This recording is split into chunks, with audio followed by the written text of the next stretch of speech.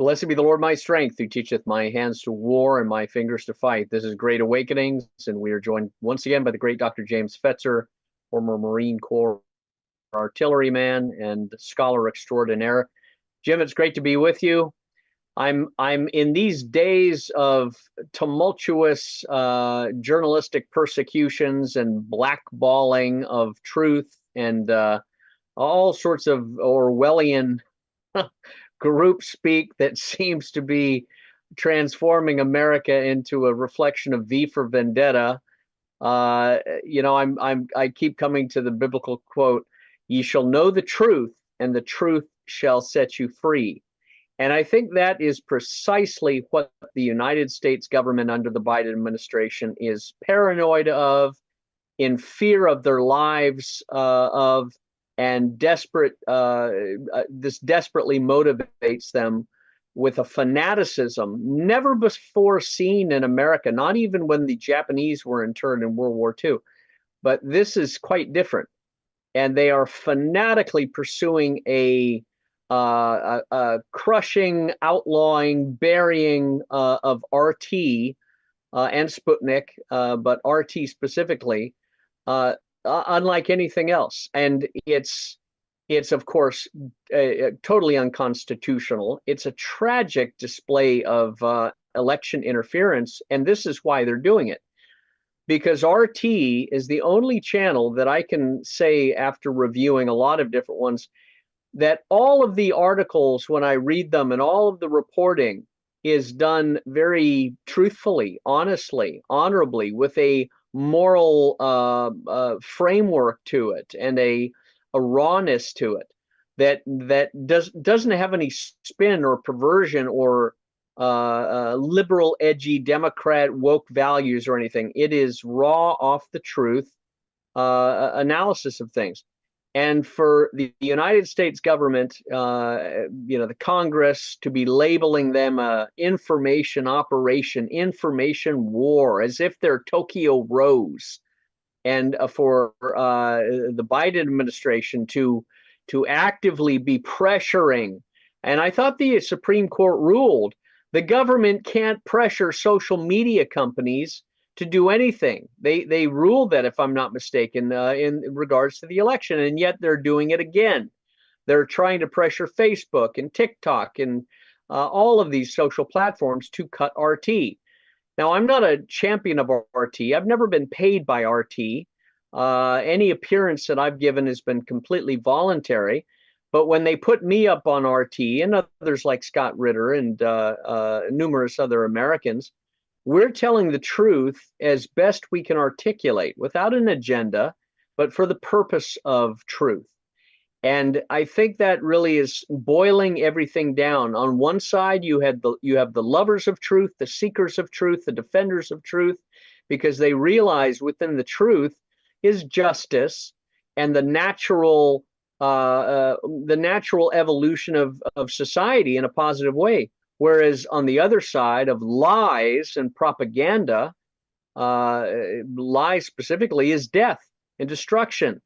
And that's where the Democrat agenda has been trying to push us towards: lies and destruction of the personality, destruction of history, destruction of statues, destruction of any moral differences between people, between men and women, et cetera, et cetera.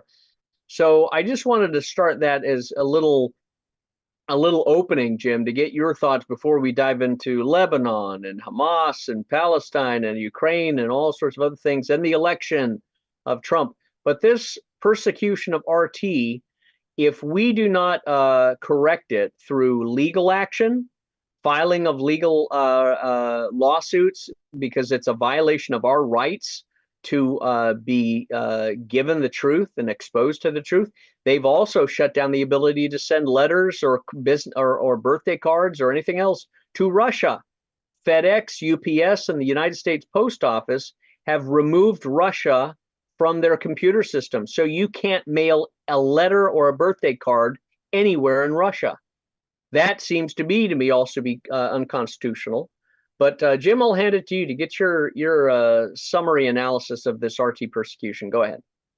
Well, Scott, I think you're right. It's because they're professional and objective, which leads to revelations that the government doesn't want the public to know. Hence, persecution, the censorship.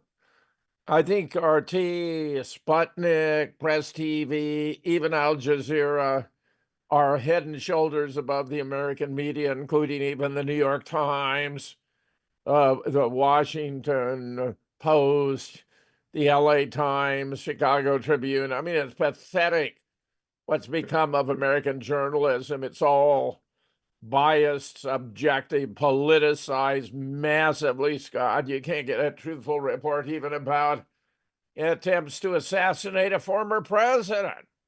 It's all phony baloney and smoke and mirrors, and it's distressing in the extreme, which is why shows like ours make a difference. I think here we have at least the alternative media doing its best to get the truth out to the American people, which they're not getting from the mainstream for a certainty.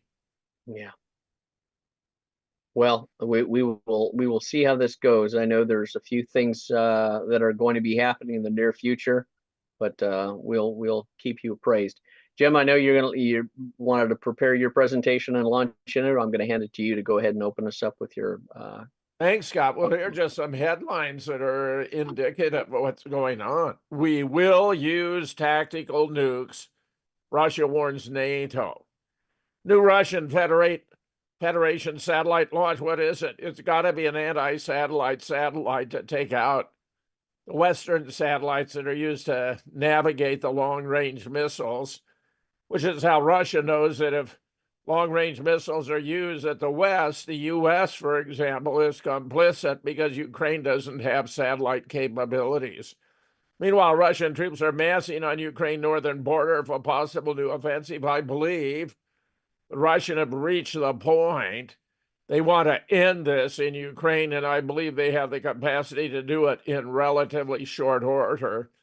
Scott Ritter has gone on several shows to talk about how close it was that we were involved in a war with Russia already on Saturday, that Biden was ready to sign on with the UK PM about firing those long-range missiles, where Putin has made it clear that that is a declaration of war. And he's assigning targets. He's telling them what they're going to hit. I think it's had a very sobering effect. Here's the best I can do in terms of an update of where things stand now. Breaking news. This is your World War III Day X update. I'm coming to you from a very degraded makeshift studio setup. This is impromptu.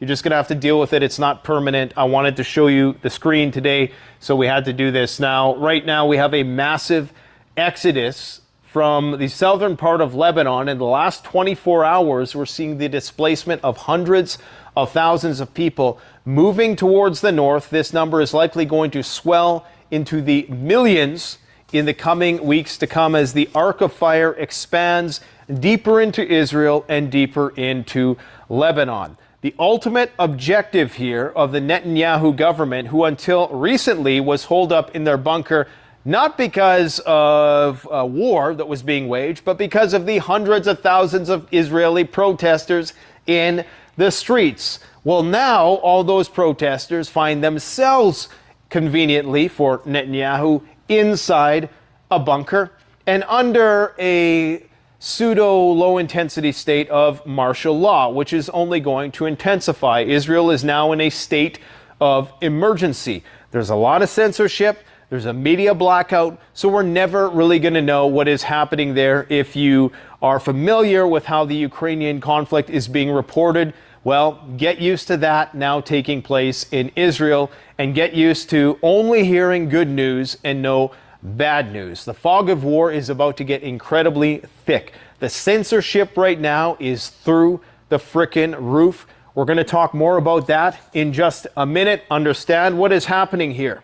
Iran, Russia, China are all getting a little bit too powerful, and the West thinks they need to be put in their place. Now, I'm not speaking to this from a place of preference. This is just the reality. This is called Thucydides' trap. about a message that I received from a subscriber who is in Russia. You guys know, all you NAFO OSCENT sleuths understand that I have Russian handlers. Well, my Russian handler sent me this, okay? Apparently now, on the backs of their utility bills in certain Russian oblasts, I'm presuming this is not all Russian oblasts, but the ones most proximate to the conflict zone, most proximate to Ukraine, that is, they are now receiving on the backs of their utility bills emergency instructions on what to do in case of a nuclear event. Okay, so imagine you get your water bill or your power bill, and on the back of it are written instructions, because they know this is how you can essentially get the message out to every single person, right? Not everybody is going to pay attention to the TV or listen to the radio, but everybody probably has a power bill. Now, I've taken the liberty of transcribing this using a what do you call it? A photo translator. And so it's not a perfect one-to-one translation because the images they sent me were kind of grainy. But we'll do our best to try to interpret what's being said here. So on the back of what appears to be a water bill, it says the following: the civil defense signal, attention everyone, accompanied by the inclusion of sirens and loudspeakers, followed by emergency information, warns the population about the immediate danger of the need to take action. And we got to talk about 4 members of Congress who are now proposing a contingency plan of what to do in such case of a mass casualty event, not just of the civilian population, but of the entirety of Congress. Okay, we're talking about next level continuity of government. Sorry to mix and mince. We're going to get back to that. We'll talk about that later. The procedure for the actions of the population on the signal, attention to all. So here's the instructions that they are providing their population. Somewhat similar to the NYC public service announcement that we heard 2 years ago, but slightly different, a little bit more enhanced. Turn on the TV, radio, and other available sources of information. Listen, read the message about the current situation and the procedure for action. Use information received only from official sources. Bring the received information to relatives and neighbors. They may have not heard the signal. Turn off the lights. Cover the gas well. Act in accordance with the received message. Now, in such case that there is a radioactive emergency, close the windows, doors, and seal them with improvised means. Seal the ventilation, wear personal protective equipment, stay indoors, turn on the TV, and do not turn it off until you receive information about the shooting and the procedure for further actions. So they're kind of conflating. I think that the term shooting is something was wrong in the translation there. When receiving information about the lights out, ventilate the room, be ready for a possible repetition of civil defense signal. Attention, everyone. The Russians are deadly serious about nuclear preparedness. They're teaching it in school. They had an unprecedented nationwide nuclear drill just in the past year. They're now bringing it back into their high school curriculums. Every year they do tests of their emergency nuclear sirens and their equivalent of the emergency action messages or emergency broadcast system, I should say. So this is deadly serious in light of recent developments currently this week in New York City. A lot of big things are going to come out of this week. Some of them we're not going to know about. Some of these are going to be covert decisions that are going to dictate the fate of humanity. And this is why the Russians right now are so obsessed with nuclear rhetoric about every single thing, because they understand that there is a very high possibility that this thing is going to go nuclear if we continue on the current trajectory. Multiple warehouses full of weaponry have been essentially completely eviscerated in the last few days, and it continues on an ongoing basis. In fact, the Daily Mail came out with an interesting headline. Now, this is a false headline, incredibly misleading. They show a picture of a Russian ammunition depot being detonated. Then they talk about a Ukrainian kamikaze drone. And then they talk about striking Putin's Satan II nuclear missile, prompting a huge explosion. Now, interestingly, all of these things are true. As I reported yesterday, there was supposedly a failed test of the Sarmat missile system. It could have been sabotage. In fact, it could have even have been a Ukrainian drone. You think we would all be getting a million-degree suntan if that were true, because of course that would be a direct existential threat to the Russian statehood if in fact Ukraine was targeting their nuclear triad. And nothing says targeting nuclear triad like targeting your most modern nuclear deployment system. But they're conflating three different stories here, and I'm pretty sure they've changed this.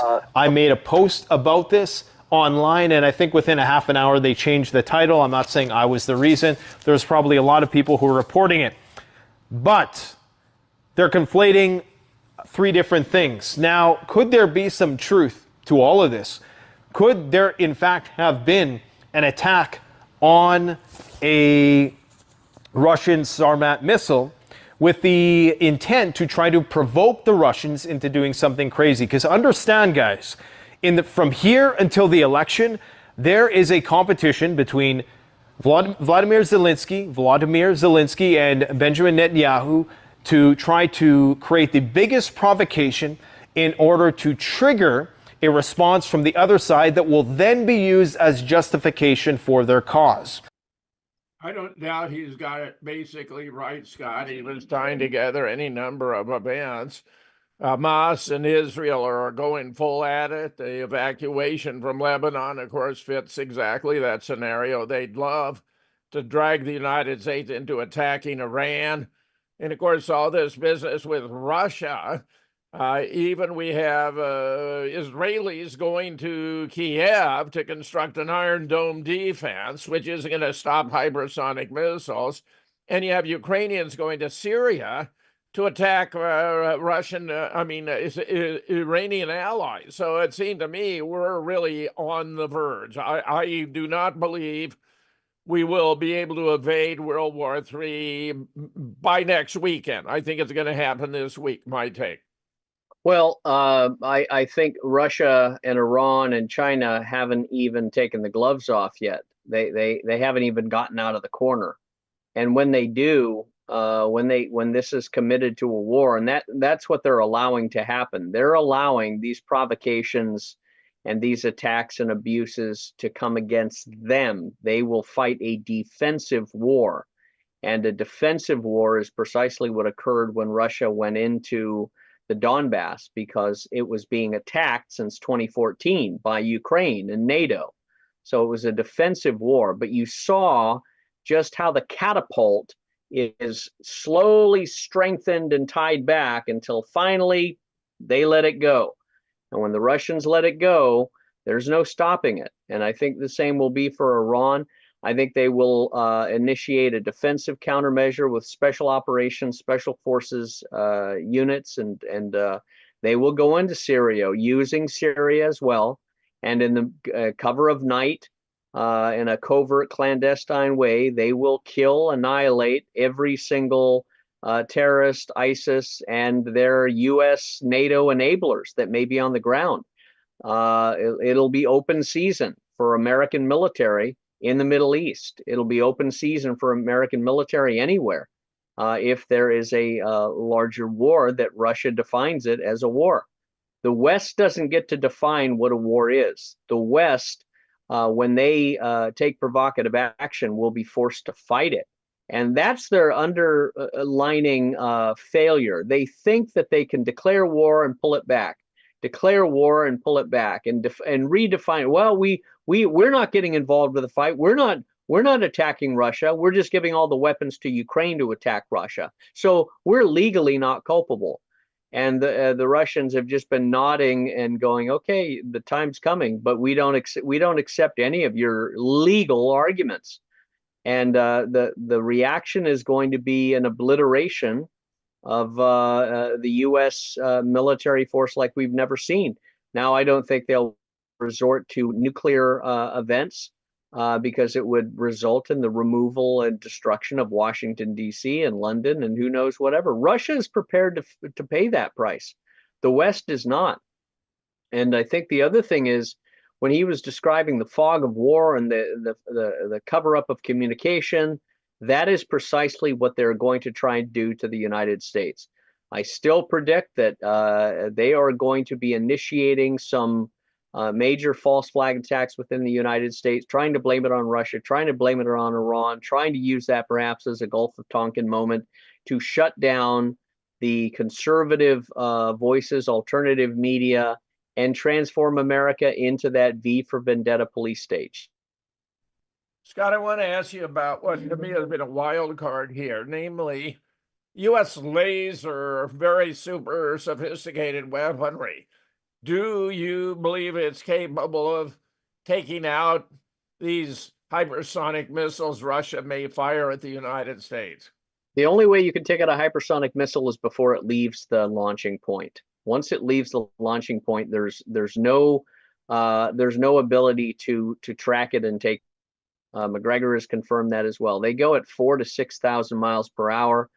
There's no there's no laser capability. The West has said that it has the rods from space, these satellite weapon rods, and the lasers.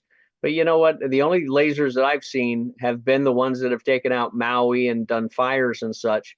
But who's to say really is behind that? And who's to say they don't have the same weapons? And who's to say they haven't already targeted the headquarters from which those systems are managed?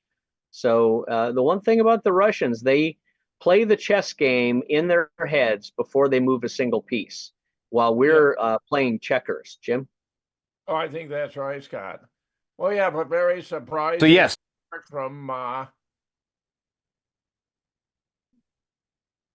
lawmakers prepare for mass casualty event, push constitutional amendment to undermine election integrity and control House vacancies in a national crisis. Now, one would presume they're talking about a nuclear attack on Washington that takes out many members of Congress. Scott, I wonder, after the recent electronic warfare in Lebanon, they could be worried about their own cell phones, which I understand were provided by Israel.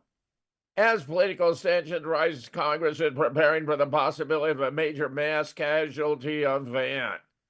With recent assassination attempts increasingly heated public discourse, they're considering drastic steps, including a constitutional amendment allowing for the direct appointment of representatives in the event of mass vacancies. Now, the problem there is constitutional amendments, it's a tedious process. It's got to go through formal passage in the House and the Senate. It's got to be sent to the states. We need like 3/4 of the states to sign on. So talking now about a constitutional amendment in the face of what is considered to be an imminent threat is not going to be a solution. According to the Constitution, any emergency vacancies must be filled through elections, unlike Senate vacancies, which can be filled by appointment. However, following 9/11, a law was enacted to enable rapid elections if over 100 House seats were vacant, supposedly to keep the government running as smoothly as possible. But now, with the shadow of political violence looming large, lawmakers are pushing for a system, perhaps opportunistically, where governors can swiftly appoint new members of Congress, circumventing the people's right to elect those individuals by vote. Thursday, following a subcommittee hearing on preparing for the future by learning from the past, they gathered to discuss this amendment. Representative Derek Kilmer, a leading proponent of the bill, Congress hasn't fully considered the implication of a mass casualty event affecting members and the impact it would have. Though intended as a temporary measure until special elections were held, raises a question whether unforeseen emergencies could arise, delaying the election. Believe me, they want to do that. I've heard it is the Democrats' last resort to initiate a war in order to declare martial law and nullify the election.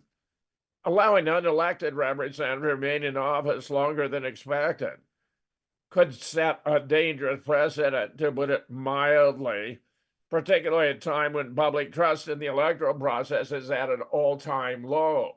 Thus, it's no surprise the discussion regarding the bill come just weeks before the 2024 election is to take place. Following 2020, Trump supporters stood in unity at the Capitol building to protest the certification of the election over fears their votes were disenfranchised by fraudulent activity. As a matter of fact, they were exactly right. During the protests, supporters were ushered into the Capitol by officers who what appeared to be a false flag op to frame patriots as insurrectionists, despite no proof of the claim and therefore no insurrection charge against anyone arrested. Many Republicans are understandably on edge as we approach the election as fears of disenfranchisement that marked the last election and 2022 continue to grow. Like last time, voters are now more aware of potential fraud and are going to scrutinize the electoral process closely. The moment voters get a whiff of suspected fraud, there'll likely be an immediate uproar, yes, but will it affect the outcome? This invites a question of whether this recent legislative maneuvering is a desperate attempt by the regime to shield itself from the inevitable backlash of a population that feels betrayed again. Are they gearing up not just for an electoral contest, but a full-scale confrontation from the people whose votes they continue to undermine? The implications are chilling. Ultimately, it's clear the elite in Washington are more concerned about maintaining their power than representing those they're meant to serve, and this bill further confirms that. There's a video about it making similar points. Scott, your thoughts, my friend?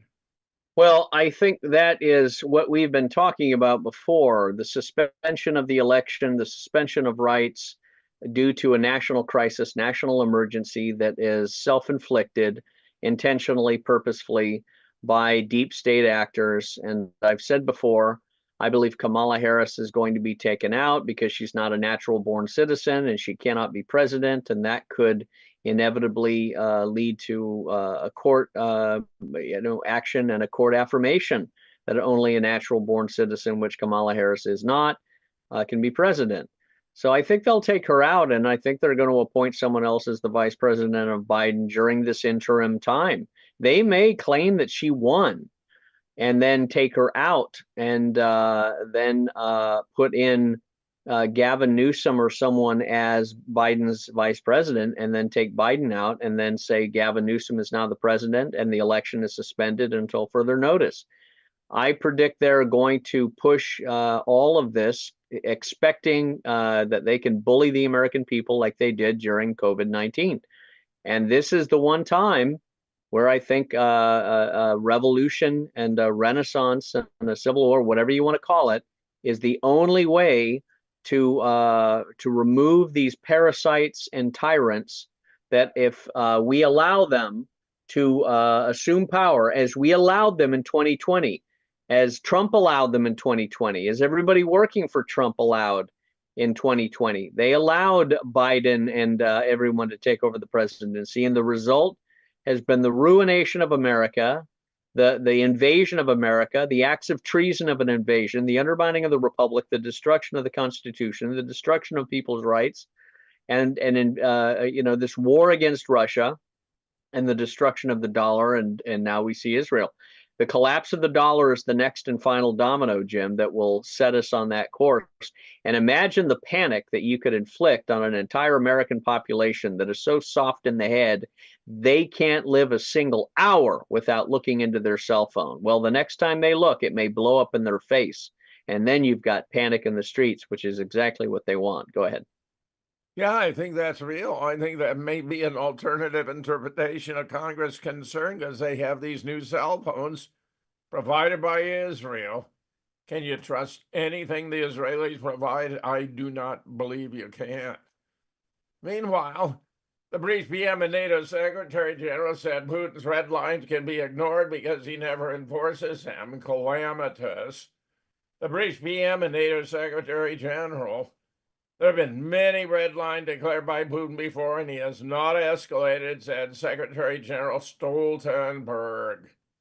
As I warned Paul Craig Roberts would happen, Putin has called wolf so many times no one believes him when he's finally serious, except, perhaps, the U.S. military. The Pentagon seemed to tell the White House and Secretary of State to stand down from approving the use of long-range missiles to attack Russia. Otherwise, we're on the verge of nuclear war. Meanwhile, Russia has slammed NATO's reckless rejection of its red lines. It goes back quite a ways. Here's Kremlin spokesman stating, dismissing the warnings about the danger of Ukraine using Western weapons is both provocative and perilous. Here, too, Lavrov on possible U.S. long-range missile supply to Kiev. Our red line's no joke. Stoltenberg denied in an interview on Tuesday allowing Ukraine to use long-range weapons to strike deep in Russia would cross the country's red line, despite warnings from Russian President Putin. There have been many red lines declared by him before. He has not escalated, meaning also involving NATO ally directly in the conflict. Stoltenberg said he supported the UK and France in their decision to lift restrictions on Kiev's use of long-range weapons. He argued their use would not draw the alliance into conflict with Russia. Putin has said the opposite, that they're deciding whether to be directly involved in the Ukrainian conflict. He warned that firing those long-range missiles would be interpreted as a declaration of war. West has pinned Russia into a position where it has nowhere to fall back. This is an earlier piece. Meanwhile, the Hungarian foreign minister stated Wednesday, Hungary's concerned about a use of long-range arms to strike Russia, that it would contradict Europe's security interests and heighten the risk of escalation, emphasizing Hungary is interested in peace, and every step that threatens escalation makes us concerned.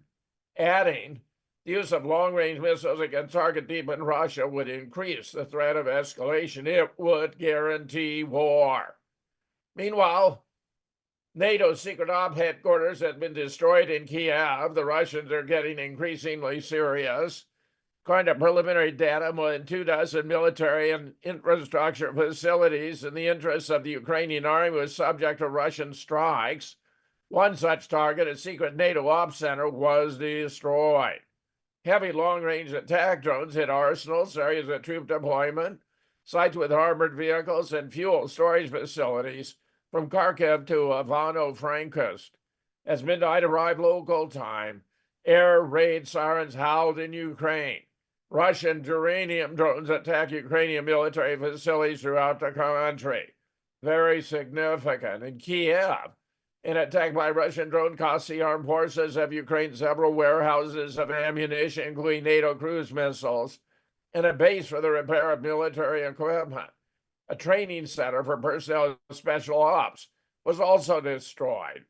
According to Ukrainian sources, explosive all took place in the city of Kiev, the purpose of which appears to have been machine shops of the local hydroelectric power plant, providing electricity and military enterprise in the Kiev area. A shroud of death now covers what used to be a secret NATO headquarters. The main radio communication center of the military intelligence of Ukraine was destroyed in Kiev. Also, Russia has sunk a NATO ship full of ballistic and cruise missiles intended for Ukraine. Well done, Russia. Meanwhile, we have a report here about what's going on. We can listen to a bit of it. And I'll be your moderator today. I'll be joined with Dennis Small and Dennis Speed as well. We have a pretty decent lineup for you within our agenda. Aspect of checking out what the Russian air defense system is, profiling that, and preparing for what comes. That's one very important development. A second very important development is the rapid escalation of the war on the Lebanon front, Israel's attack on Lebanon. It's part of the same global battle. We can get into this further in the rest of the discussion, but the same people behind those who are trying to provoke Russia or provoke a war between NATO and Russia using Ukraine are the same people who are using Israel to try to expand the war there and to get Iran involved in others, and then from that standpoint, Russia as well. This act of blatant terrorism, which occurred with the pagers and handheld radios and so on, is simply an opening salvo of that escalation against Hezbollah and into Lebanon. A third point on this, which I'd like to mention, is a statement issued by the Euro Parliament I believe it was yesterday, in which they called for all member states to lift all limitations on the weapons which Ukraine is allowed to use. It's a very strong statement. It is explicit in saying as well that Germany must allow the Taurus missiles to be used, which is something that Chancellor Scholz has said repeatedly, which is quite amazing for someone who has as little demonstrated courage as he. No, no, no, we don't want to use the Taurus missiles. The Euro Parliament called for that. It may well be the case that the Euro Parliament does not have decision-making power. However, the Russians know exactly what this means and have responded to this. Volodin, again, who is the head of the Duma, personally very close to Putin, and furthermore is on the National Security Council of Russia, responded to the Euro Parliament vote by saying that what they are doing opens the way to a nuclear world war. Moscow has more powerful weapons. No one should have any illusions about this. The State Duma insists on this. And I think that's absolutely right, Scott. I mean, Russia is prepared, doesn't want a war, but it has to fight. It will fight. Well, it's again, this fundamental misunderstanding or arrogant dismissal of Russia by people like Ken Starmer and Nate and Jen Stoltenberg saying, "Oh, Russia's made red lines and they've never done anything in the past."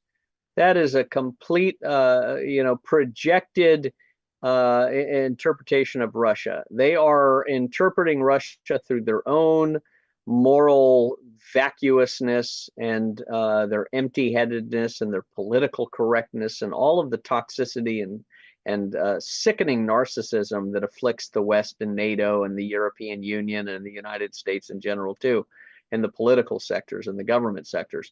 They're all judging and interpreting and analyzing Russia through their own prism, their own yellow tinted glasses, where Russia is seeing the world very, very clearly through a particular simplistic Russian view and Russian frame of mind. Russians are not they're not indirect, they're direct. And yes, they haven't reacted in a way that you could deem as a war confrontation, precisely because they haven't wanted a war confrontation. It's not because they're afraid of NATO. It's because they see it in their best interest and the best interest of humanity to allow this fire to fizzle out. Let Zelensky be killed naturally by his own people. Are there anybody in Ukraine with any moral character, moral strength? Are there any military leaders in Ukraine that would gather together and overthrow this tyrant? And the miracle and the blasphemous reality is there's no one in Ukraine that has risen up and created any alternative voice or tried to assassinate, remove Zelensky or blown him up or Zaluzhny. That hasn't happened. That's precisely what should have happened when Boris Johnson left and refused to allow Ukraine to have a peace settlement. They should have killed Zelensky right then and there, and Boris Johnson for meddling in the affairs. And because they didn't rise up and kill Zelensky and Boris Johnson and set a message, 800,000 Ukrainians are dead. Not because Russia wanted to kill them, but because Russia was being attacked. They were going, and you see it all the time, going into Kursk, going into Donbass, going into Belgorod, going into the Russian territory, going into Crimea. They've had their asses ground up like grass to a lawnmower, and there's nothing left of Ukraine. And now NATO thinks that it's going to push Russia. It's going to end up with Russia not just pushing back, but overwhelming and totally dismembering NATO's capacity to wage war. And it will, here's the other thing. NATO will die a slow death, Jim. You will see nations perhaps maintain their membership card but they will not be participating in any of the acts, any of the aggression, any of the training. They will be on the sidelines wearing the jerseys, but they will not enter the field and play against Russia because they won't come off the field. They know that. And what you're going to have is this delusional Macron and the Germans and the British and the Canadians and the U.S. And the Australians have their tails cut off, and they'll be lucky to survive because Russia just has simply better hypersonic missiles, and that's what this is all about. They have no capacity to send troops against Russia because missiles are the weapon of the day, and drones are the children of missiles, only in slow motion. And those have now been perfected by Russia in this next phase of warfare. Nobody else has the mastery of drone warfare like Russia does. And that's going to turn the tables on any European conflict. Jim? I think that's an excellent point, Scott. I mean, drones have transformed modern warfare. It's fascinating to watch from a military historical perspective. And I think you're right that it's in the advantage of Russia. Meanwhile, following Putin's warning, any attacks on Russia with Western-supplied long-range missiles will be treated as an act of war. NATO flips. Well, that didn't take long. 2 days ago, at least some British media indicated the UK was going to approve Ukraine's request to hurl Storm Shadow missiles farther into Russia. Congressman McCall also let it be known the Biden admin was going to jump on board and approve those ATACMS and JASSM missiles inside Russian territory. That was then. Today, following Putin's warning yesterday, any such strike to be viewed as an attack on Russia by NATO and would result in retaliation. The press was informed the U.S. and Brits are not going to give Zelensky what he wants. Looks like some sanity has returned to the NATO decision makers. Before we deal with the threat of nuclear war, the Countercurrent channel posted my interview with Matt Ho. If you watched The Judge or Nima or Daniel Davis, you already know a little about Matt. Served in the Marine Corps, then transitioned to the State Department. Knows a lot. Meanwhile, what happened is Russian subs surrounded the UK. On September 12th, at least 3 subs, known as Project 885 Yesen class of the Russian Northern Fleet, armed with Zarkon hypersonic missiles, left their home base at Severomorsk and headed toward the Atlantic. The map shows the location of where the sub base was located, but Putin declared that if they fired those Storm Shadows, they would take out the 3 factories in Manchester, London, and elsewhere in the UK where they were manufactured. Meanwhile, this is fascinating. Russia has issued a list of destructive neoliberal countries from which migration may take place into Russia. 47 countries, opening a path for their nationals to seek asylum in Russia if they so choose. Putin signed a decree allowing foreigners who share Russian traditional values and disagree with the neoliberal agenda pushed by their own governments to apply for residency. The Prime Minister published a list of the countries and territories that implement policies that impose destructive neoliberal ideological attitudes contradicting traditional Russian spiritual and moral values. They included Australia, Austria, Albania, Andorra, the Bahamas, Belgium, Bulgaria, the UK, Germany, Greece, Denmark, Ireland, Iceland, Spain, Italy, Canada, Cyprus, Latvia, Lithuania, Liechtenstein, Luxembourg, Malta, Micronesia, Monaco, the Netherlands, New Zealand, Norway, Portugal, South Korea, Romania, San Marino, North Macedonia, Singapore, the United States, Taiwan, territory of China, Ukraine, Finland, France, Croatia, Montenegro, the Czech Republic, Switzerland, Sweden, Estonia, and Japan. Notably absent were EU and NATO members Slovakia and Hungary, as well as Turkey. Most of the designated countries previously made the register of unfriendly governments. first compiled in the spring of 2021, updated in 2022. The states on that blacklist are subject to Russian diplomatic and economic countermeasures based upon their hostile conduct. Russia can offer the world a safe haven for normalcy by defending traditional values from the wokeism catastrophe that has dominated the collective West, the RT editor-in-chief said on Thursday. According to Butzitek, nationals of destructive neoliberal countries are eligible to seek temporary residence in Russia without having to satisfy the standard immigration requirements, such as national quotas, Russian language proficiency, and knowledge of Russian history and laws. The plan appears to have originated at a February symposium in Moscow, when the Italian student Irene Caccini presented the idea of impatriation to the Russian president. She urged Putin to streamline the immigration and naturalization process for foreigners who share the cultural, traditional, and family values of Russia, presented as a way to help the country overcome a demographic dip. In other words, as a way to benefit Russia, as well as those who are seeking a more hospitable and wholesome environment for raising their families. And frankly, Scott, if I were a young man with a new family, I'd take that opportunity seriously.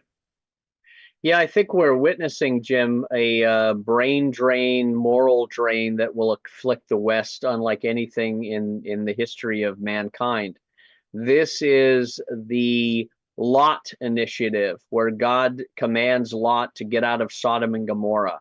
Russia is inviting Westerners, Americans, Britons, Canadians, Australians, Frenchmen, Germans.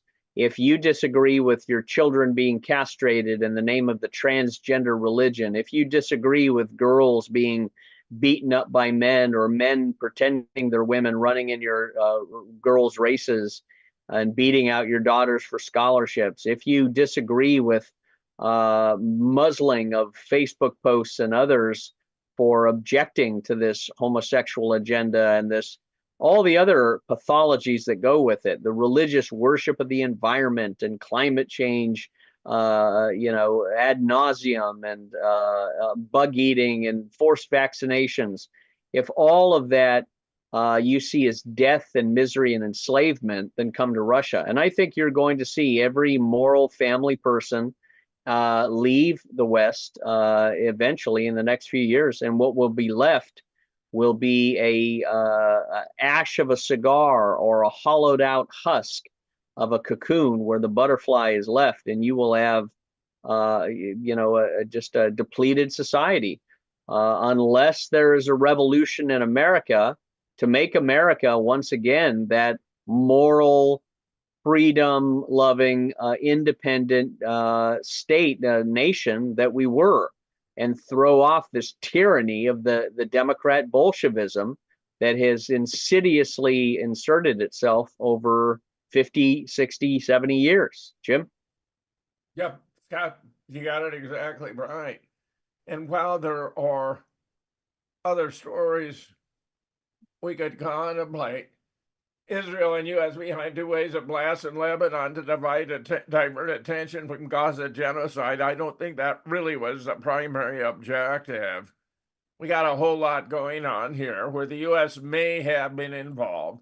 An airstrike has killed a top Hezbollah commander as Israel initiates a third Lebanon war. There's a whole lot going on here. This was an airstrike. It turns out they are taking out civilian buildings and firing in a couple of missiles behind them so they can be found in the rubble and claim that those missiles were there. Here we have the Israeli Security Cabinet giving the PM Netanyahu and the defense minister the right, a green light to attack Hezbollah in Lebanon all out. The Russian Foreign Ministry, the attack on communication devices in Lebanon is a comprehensive act of war aims to provoke a major war in the region. Update. Every former colleague in the IC told Hal Turner they believe Israel is in for a surprise when they enter Lebanon.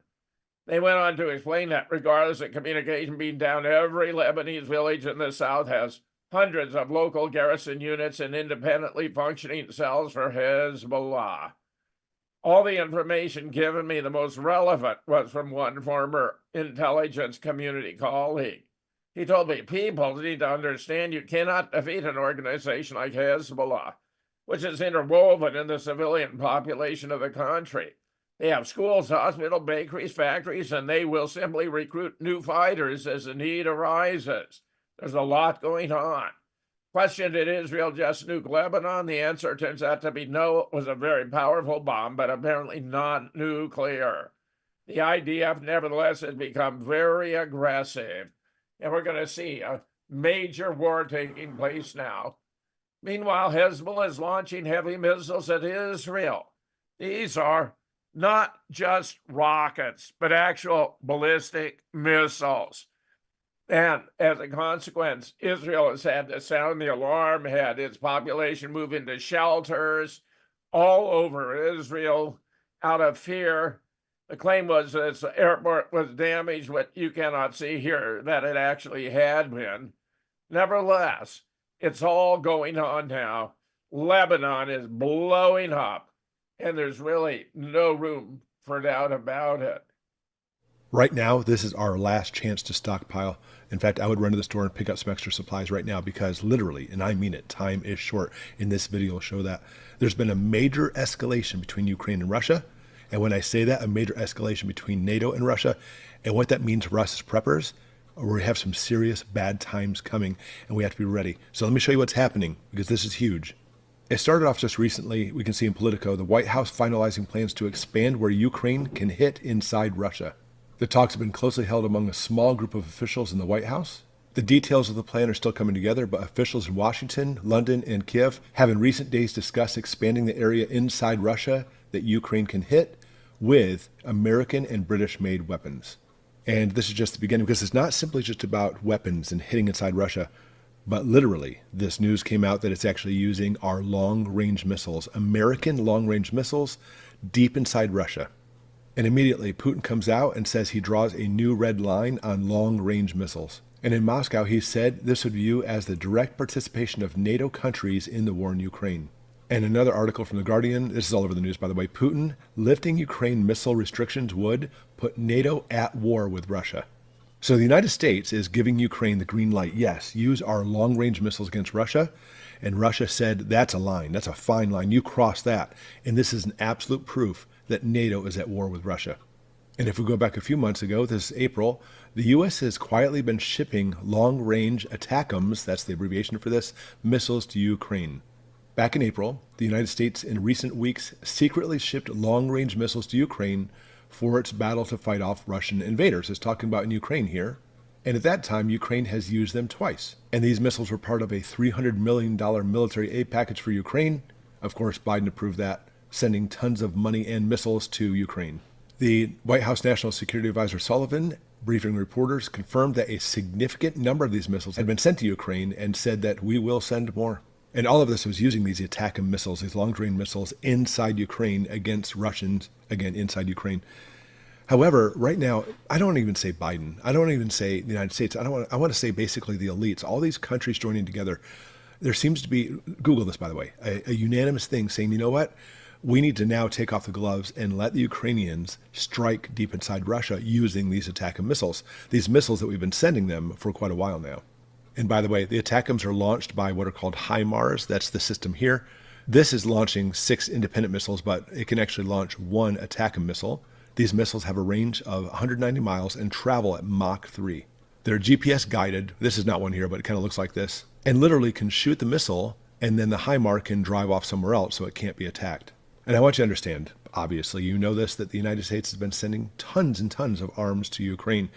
But most of those arms, if you didn't know, are mostly kind of like our older stuff, a little bit outdated. Not these ATACMS. These are top of the line, some of the best that we actually have in the military. But I want to stress again, this would put NATO literally at war with Russia. And I think we're there, Scott. I think we are at war with Russia. I don't think there's any way around it. I think the West actually wants it. I think the Democrats believe it's going to give them an edge, a reason to call off the election. They know Trump is going to trounce them.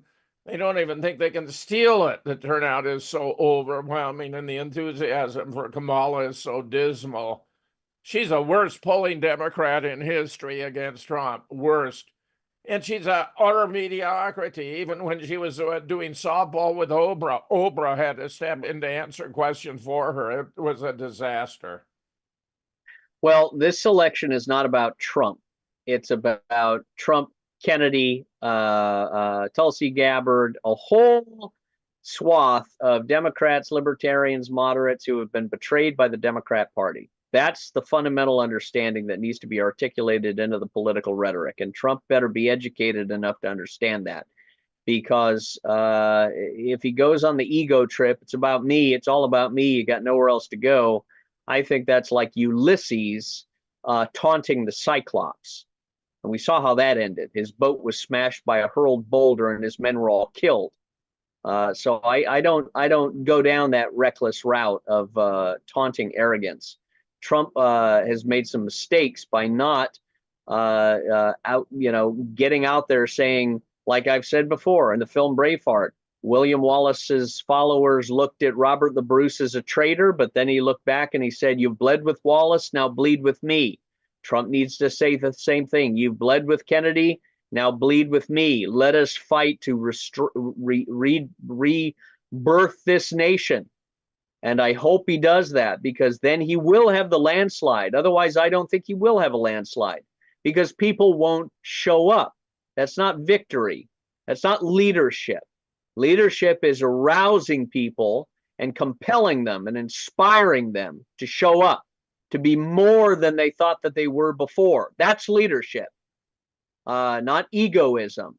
So I hope he does that, and I hope he gets on that ball, because Kennedy is a marvelous attribute for his flaws and his limitations, and he's got some bad stupidity with regards to Israel. No one's perfect, but you vote for the person that represents 50% plus one of your moral values and your economic values, all values. And that's why I would vote for Donald Trump, because he represents 50% plus one. But he's got the added advantage, Jim, of the cataclysmic implosion that the Democrat Party has done to itself, skinning itself alive and self-immolating itself in the name of wokeism, and abandoning the Constitution and abandoning the American people and oppressing and enslaving and inoculating and threatening. We've went through a phase of a police state, and anyone that says anything different is an idiot or a coward. So I don't think the people will accept anything other than Donald Trump. And if that chorus of Kennedy and Tulsi Gabbard and many others say, no way, Trump is the president, Americans stand and bleed to fight to preserve Trump as the president, or else you won't have a country. I think this is the line in the sand where Americans need to be prepared to get up and fight in a revolution if need be, because they're going to try with their mainstream media castrated androgynous eunuchs. Oh, well, the election was close, but he lost. No, we don't accept that. We don't accept you. We don't accept Kamala Harris if she's still alive. She's not a natural born citizen. We don't accept any of it. So the Americans need to be prepared and really understand this is the last election they will ever see, or it is the rebirth of a nation, or it's the death of a nation. And if it's the death of a nation, you will see an exodus of all the traditional valued people out of this country, because there's nothing left to fight for. And there's no point in fighting brigands and zombies, right? The whole thing about The Walking Dead is they were looking for sanctuary. They didn't want to spend all their time in the field hacking up zombies. I don't want to spend all my time hacking up rhetorically LGBT Democrat fanatical idiots. I want sanctuary. And I think the vast majority of conservatives are in that position. So we're in a very dicey time. And I think that the whole thing about the attackums and stuff, I'll end it by saying this. The one thing that amazes me, either strategically Russia has some superior vision that I don't understand, or they're very stupid. Why has one single ATACMS HIMARS truck missile system come in by plane or railroad or ship, because the moment they cross the line, it should have been blown up. Russia should have Ukraine filled with spies, like a dog infested with fleas. That place should be pouring over with spies to say, hey, there's an ATACMS truck coming across at Prospect and East Maple Street, and zero it in. And every single one that comes in should be blown up. Why isn't that happening? I'll put it to you, Jim, as your closing thoughts. Go ahead. Well, my closing thought, Dean, is if the country is going to hell, Russia has opened its arms, and it would be most welcoming for any family that wants a wholesome environment to raise their children in accordance with traditional family values. And I applaud Putin for making that gesture. And if in fact this country is going down big time and the election will be tolling the bell, I would respond accordingly. If I were young and had the resources, I just recommend everyone consider that as a viable option. Indeed. Pray without ceasing. Pray for the rebirth of our nation. Pray for God's will to be done. Jim Fetzer, always a pleasure, a great honor to be with you, always refreshing. And thank you, Tong, for being our producer. Thank you for supporting us at Great Awakenings. Go to destroy-cancer.com for the Indian Black Salve or the other supplements we've got there for fighting cancer, destroying cancer, and boosting your immune system. This is the time to get yourself set up with supplies and preparations just in case. Jim Fetzer, we will see you next time. God bless you. Good night.